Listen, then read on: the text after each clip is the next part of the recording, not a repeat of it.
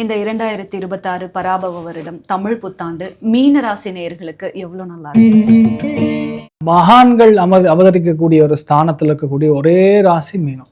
வீட்டில் உங்களுக்கு குழந்தை பிறந்ததுன்னா அந்த குழந்தை வந்து காஞ்சி மகாபெரிவரை தான் பிறக்கும், ராமானுஜரை தான் பிறக்கும், ராகவேந்திரரை தான் பிறக்கும். அந்த மகான்கள் அவதரிக்கக்கூடிய ஒரே ஒரு ராசின்னா அது மீனம். ஏன்னா இந்த டைம் குரு புஷ்க யோகம் அப்படின்னு சொல்லுவோம். அந்த குரு புஷ்ய யோகத்தில் குழந்தை பிறக்குது, குழந்தை உற்பத்தி ஆகுது, இல்லை குழந்தை வந்து கன்சீவ் ஆகுது, ஃபர்டிலிட்டி முடியுது, ஐவிஎஃப் முடிஞ்சுது, ரெடி ஆக போகுதுன்னா கன்ஃபார்ம் பண்ணிங்க அது சாக்ஷாத் தெய்வ குழந்தை. I feel extremely emotional. ஆனால் உண்மை இதுதான். இந்த மாதிரி மறுபடியும் குழந்தைலாம் பிறக்க மாட்டாங்க. பொதுவாக பார்த்தீங்கன்னா இந்த பராப ஆண்டு 60 வருஷத்துக்கு ஒரு தடவை வரும். அதே மாதிரி இந்த மாதிரி காம்பினேஷன் 32 வருஷத்துக்கு ஒரு தடவை வரும்.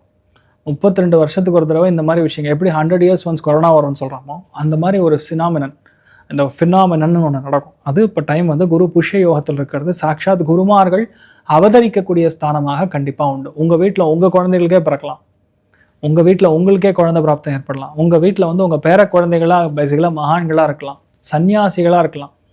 அவங்க லைஃப்பில் வந்து ஒரு ஆங்கிளில் இது, இன்னொரு ஆங்கிளில் பார்த்தீங்கன்னா இந்த நீச்ச கிரகங்கள் அப்படின்னு சொல்லக்கூடிய சனி போய் விரயஸ்தானத்தில் உட்கார்ந்துருக்கிறதும், இந்த மோட்ச திரிகோணம்னு சொல்லக்கூடிய 4, 8, 12 கூடிய பாவகங்களில் குரு போய் மறையும் போதும் வெளியூரில் ராஜாவாக மாறுவாங்க.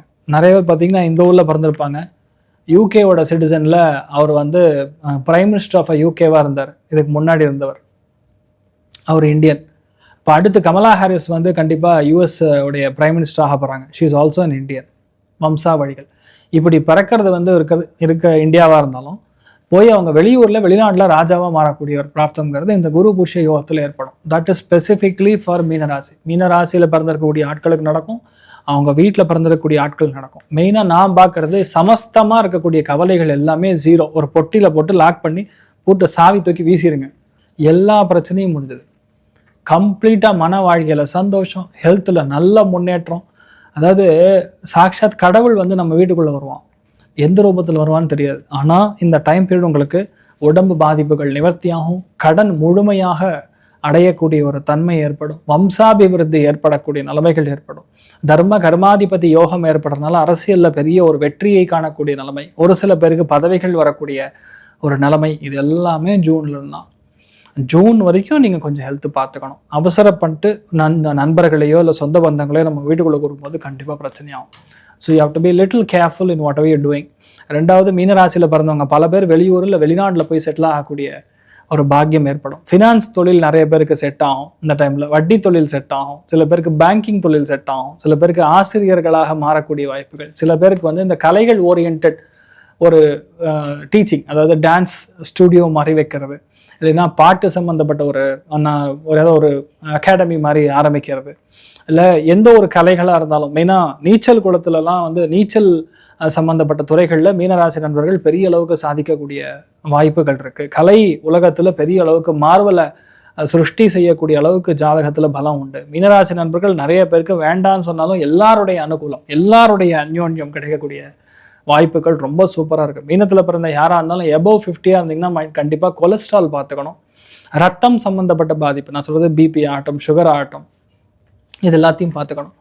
ஆனால் எல்லாத்துலேயுமே பெரிய அளவுக்கு வெற்றி, நான் சொல்கிறதுன்னா மெயினாக எக்ஸாம்ஸ் ஆகட்டும், பசங்களுடைய படிப்பாகட்டும், உத்தியோகமாகட்டும், வியாபாரம் ஆகட்டும், எல்லாத்துலேயுமே ஒரு தனியான ஒரு நபராக ஜொலிக்கக்கூடிய வாய்ப்புகள்ங்கிறது மீனத்துக்கு ரொம்ப அதிகமாக இருக்குது. அதுதான் பெரிய ஒரு சந்தோஷம். ஹெல்த்துமே நல்லா இருக்க போகுதுன்னா அப்புறம் என்ன இருக்குது, உங்களுக்கு சூப்பராக இருக்குது.